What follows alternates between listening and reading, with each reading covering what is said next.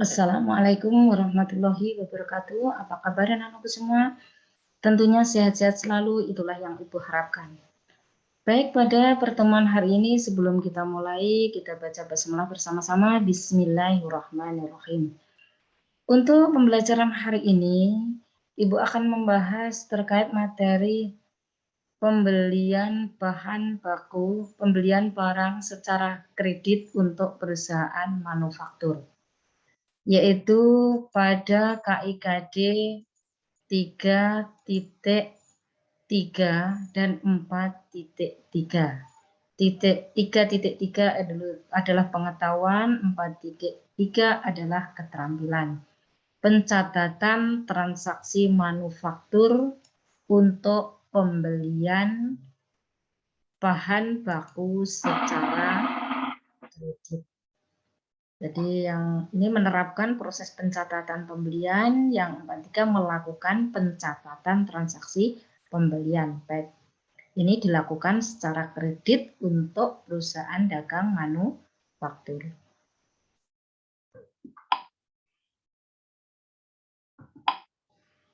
Untuk pembelian barang pada perusahaan manufaktur, itu bisa dilakukan dengan dua cara, yaitu secara tunai dan secara kredit. Namun pada video pembelajaran hari ini, Ibu fokuskan pada pembelian barang dagang yang dilakukan secara kredit pada jurnal khusus. Nah, apa sih yang dimaksud dengan jurnal pembelian? Jurnal pembelian adalah jurnal yang khusus untuk mencatat transaksi pembelian secara kredit. Kemudian kalau pembelian secara tunai bagaimana? Itu nanti akan dibukukan dalam jurnal pengeluaran kas, khusus untuk jurnal pengeluaran kas.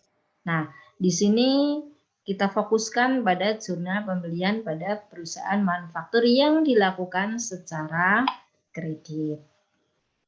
Untuk pembelian bahan baku atau penolong secara kredit dalam perusahaan manufaktur itu bisa dilakukan dengan dua sistem, yaitu sistem periodik dan sistem perpetual. Untuk sistem periodik, bedanya pada jurnal itu terletak pada apa? Kita lihat pada transaksi atau pada perkiraan berikut. Sistem periodik jurnalnya bagaimana? Pembelian bahan baku atau penolong sebelah debit pada utang dagang sebelah kredit. Kemudian sistem perpetual, jurnalnya bagaimana? Yaitu persediaan bahan baku atau penolong bertambah sebelah debit, hutang dagang bertambah di sebelah kredit.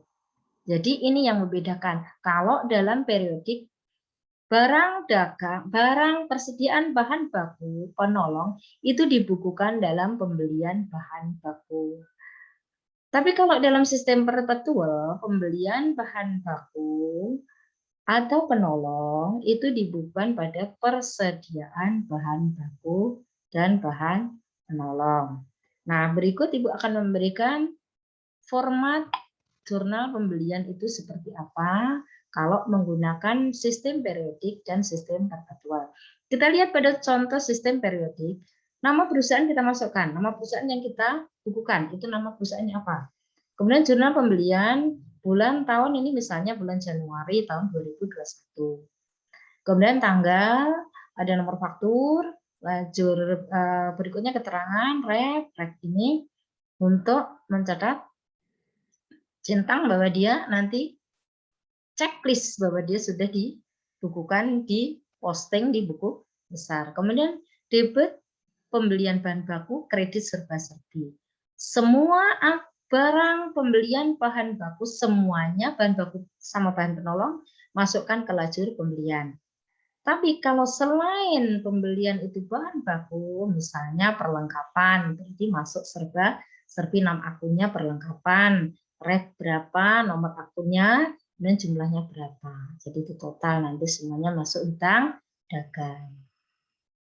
Kemudian sistem perpetual, contoh format jurnal pembeliannya bagaimana, perusahaan sama jurnal pembelian bulan tahun, bulan Januari 2021 misalnya.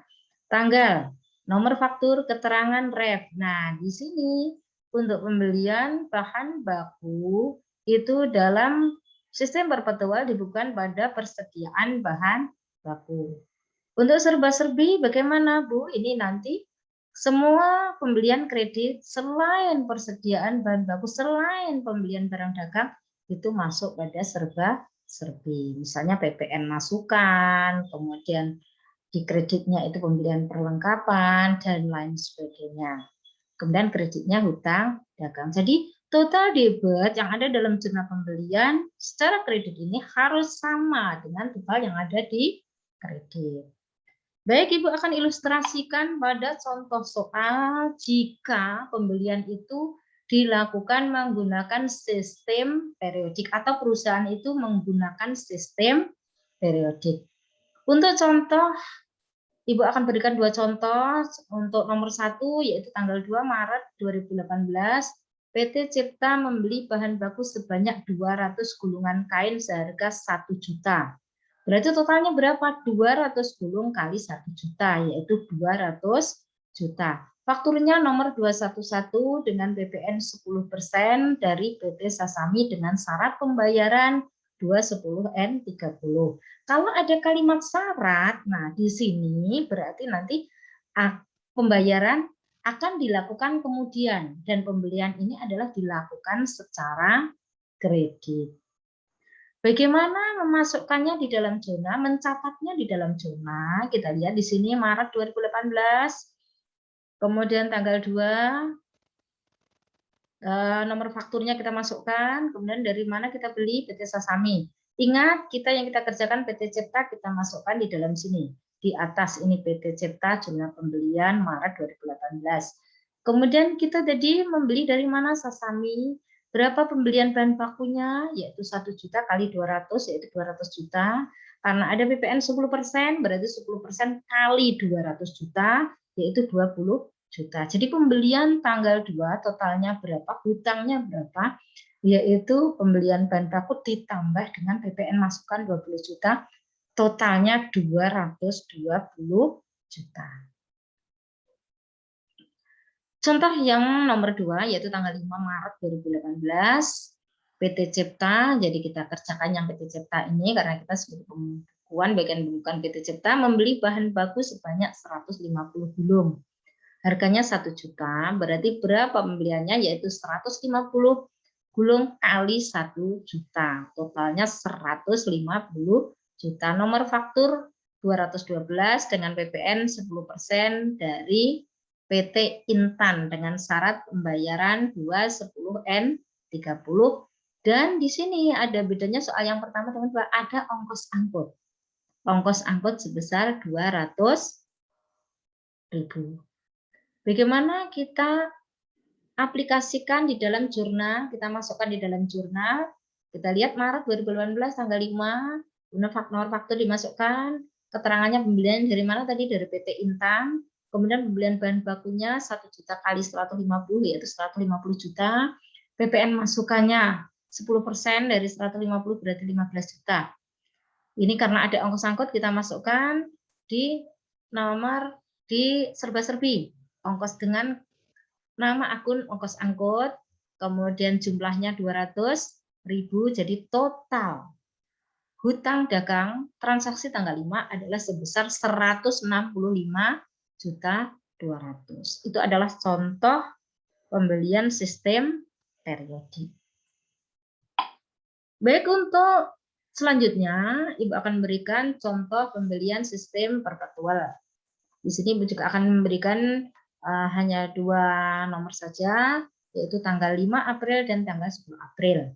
Tanggal 5 April 2018, PT Citra membeli bahan baku sebanyak 100 gulung. Harganya 1.200.000, jadi totalnya nanti 100 gulung kali 1.200.000, yaitu 120 juta. Faktur nomor 215 dengan PPN 10% dari PT Sidodadi dengan syarat pembayaran 210N30. Ingat, kalau ada kalimat 210N30 berarti ini adalah pembelian secara kredit yang nantinya akan dibayar, yaitu pada jurnal pengeluaran kas di batas waktu 210. Akan dapat potongan 2% jika dibayar 10 hari setelah tanggal faktur, dengan batas waktu 30 hari. Kalau dibayar 10 hari setelah tanggal faktur berarti akan dapat potongan 2%. Itu nanti pencatatannya yaitu pada jurnal pengeluaran kas. Karena di sini fokus ke jurnal pembelian, jadi nanti Ibu akan jelaskan pada pertemuan berikutnya terkait materi jurnal pengeluaran kas. Terus kemudian bagaimana ini cara untuk masukkan di jurnalnya? Kita lihat PT Citra, kemudian jurnal pembelian Maret 2018. Oh, sorry, ini April ya, April 2018. Kemudian ini tanggal 5, kemudian nomor faktur kita masukkan dari PT Sidoarjo, persediaan bahan baku. Kemudian BPN masukkan, yaitu 10% dari persediaan bahan. Kenapa bahan baku? Karena metodenya perpetual. Sudah saya contohkan tadi di atas ya.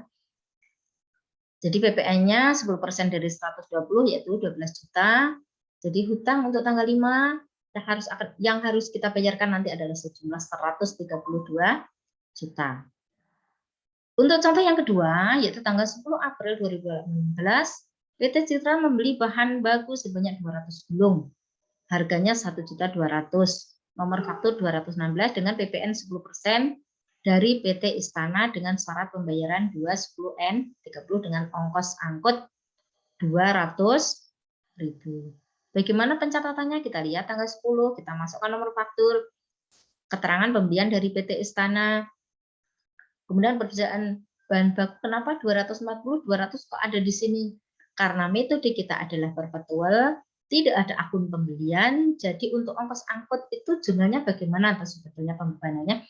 Yaitu ongkos angkut pembelian pada kas atau pada hutang. Jadi tidak ada persediaan pembelian, maka masuk persediaan bahan baku. Include pada persediaan bahan baku karena tidak ada akun pembelian, ongkos angkut pembelian juga tidak ada. Maka akan menambah persediaan bahan baku kalau ada ongkos angkut. Sehingga pencatatannya di dalam jurnal pembelian langsung menambahkan persediaan bahan baku. Jadi kalau barang yang dibeli tadi, bahan baku yang dibeli 200 kali 1.200.000, 240 juta, karena ada ongkos angkut langsung ditambahkan berapa ongkos angkutnya menjadi persediaan bahan baku. Karena di sini kenapa? Karena tidak ada akun pembelian. PPN masukkan tetap 24 juta, ini adalah 10% dari persediaan bahan baku, bukan dari 240-200 karena yang 200 adalah ongkos angkut. Sehingga hutang dagangnya nanti adalah sebesar 240.200.000, yaitu barang pembelian bahan baku ditambah ongkos angkut ditambah dengan PPN masukkan, sehingga totalnya hutang kita yang kita bayarkan kepada PT Istana adalah 264.200.000 yang nanti akan kita bukukan pada jurnal pengeluaran kas pada pertemuan berikutnya. Nah, jadi ini nanti kita akan bayarkan untuk tanggal 10 kepada PT Istana, tanggal 5 pada PT Sidoarjo. Demikian anak-anakku semua untuk contoh jurnal pembelian pada perusahaan manufaktur, baik sistem periodik maupun sistem perpetual. Untuk materi hari ini cukup. Semoga kalian bisa memahaminya dan kami berharap kalian latihan soal atau ada soal yang nanti akan dikirimkan melalui Google Classroom yang nantinya kalian harus kerjakan dan kalian harus selesaikan juga hari ini. Karena kalian tidak ada prakrin sehingga pada hari ini nanti akan saya batasi waktunya, kalian kerjakan secara mandiri. Demikian materi untuk hari ini. Akhirul kalam, wassalamualaikum warahmatullahi wabarakatuh. Salam sehat selalu untuk anak-anakku semua.